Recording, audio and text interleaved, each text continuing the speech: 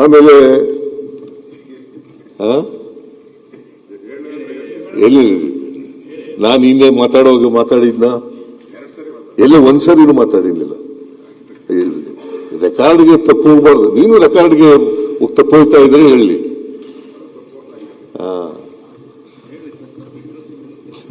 Interesting ಏನ್ ಬೇಡ, ನಾವು ಹೇಳೋದೇ ಇಂಟ್ರೆಸ್ಟಿಂಗು, ನೀವು ಕೇಳೋದೇ ಇಂಟ್ರೆಸ್ಟಿಂಗು. ನಾನು ಮಧ್ಯದಲ್ಲಿ ಮಾತಾಡಿದ್ರೆ ಏನಾಗ್ಬಿಡ್ತದೆ, ದಾರಿ ತಪ್ಪಿಡ್ತೀನಿ.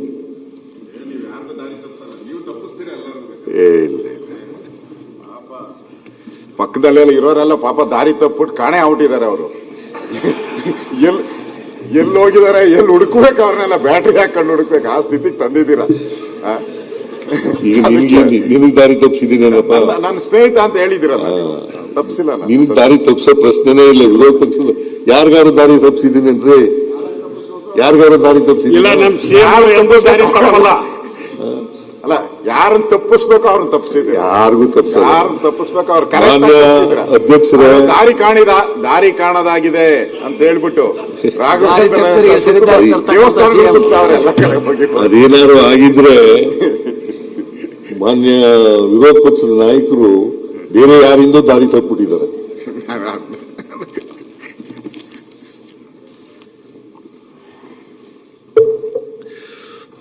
ಅದರಿಂದ ನಾನು ಯಾರಿಗೂ ದಾರಿ ತಪ್ಪಿಸ್ತಕ್ಕಂಥ, ಇದು ವಾಸ್ತವವಾದಂಥ ವಿಚಾರಗಳನ್ನ ಸದನದ ಮುಂದೆ ಇಡ್ತಾ ಇದ್ದೀನಿ. ಯಾಕಂದ್ರೆ ಸದನ ನಾವು ದೇವಾಲಯ, ನ್ಯಾಯಾಲಯ ಅಂತ ಅನ್ಕೊಂಡಿದ್ದೀವಿ. ಅದರಿಂದ ಈ ರಾಜ್ಯದ ಜನ 7 ಕೋಟಿ ಜನ ನೋಡ್ತಾ ಇದ್ದಾರೆ. ಅದರಿಂದ ದಾರಿ ತಪ್ಪಿಸ್ತಕ್ಕಂಥ ಪ್ರಶ್ನೆನೇ ಇಲ್ಲ. ಯಾರಿಗೂ ದಾರಿ ತಪ್ಪಿಸ್ತಕ್ಕಂಥ ಪ್ರಶ್ನೆ ಉದ್ಭವ ಆಗದೇ ಇಲ್ಲ. ಕರ್ನಾಟಕದ್ದು ಅಂದಾಜು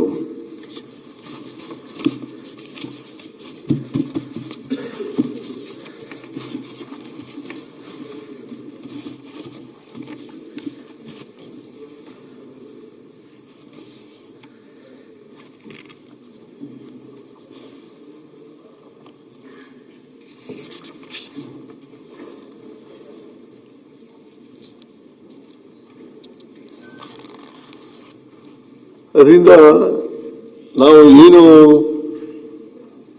ಫಿಸ್ಕಲ್ ರೆಸ್ಪಾನ್ಸಿಬಿಲಿಟಿ ಆಕ್ಟ್ ಅದೇನು ಮಾರ್ಗಸೂಚಿಗಳನ್ನು ಹೇಳ್ತದೆ, ಮಾನದಂಡಗಳನ್ನು ಹೇಳ್ತದೆ, ಆ ಮಾನದಂಡಗಳ ಒಳಗಡೆನೆ ಇದ್ದೀವಿ.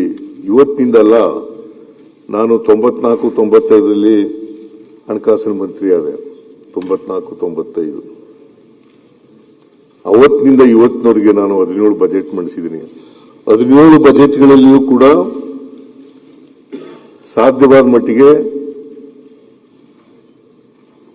ಫಿಸ್ಕಲ್ ಡಿಸಿಪ್ಲಿನ್ ಅನ್ನು ಮೇಂಟೈನ್ ಮಾಡ್ತಕ್ಕಂಥ ಪ್ರಯತ್ನವನ್ನು ಮಾಡಿದ್ದೀನಿ. ರಾಜ್ಯಕ್ಕೆ ಹೊರೆಯಾಗ್ತಕ್ಕಂಥ, ಜನರಿಗೆ ಹೊರೆಯಾಗ್ತಕ್ಕಂಥ ಬಜೆಟ್ ಅನ್ನು ಮಂಡಿಸಿಲ್ಲ.